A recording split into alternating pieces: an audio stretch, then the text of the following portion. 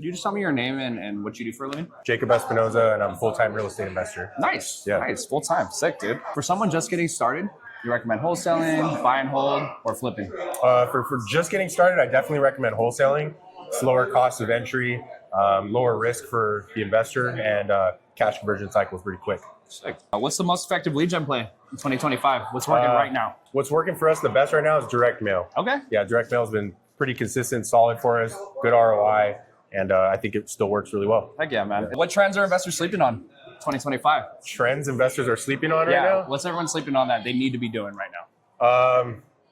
I don't know if it's controversial enough for me. I think people are sleeping on multifamily, value add multifamily. What are you trying to improve the most in 2025? Where do you need the most support?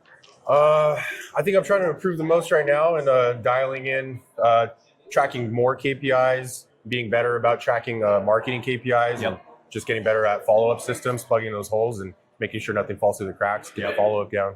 Yeah. Nice, dude. Very nice. Well, thank you, Jacob. I really appreciate it, bro. Yeah.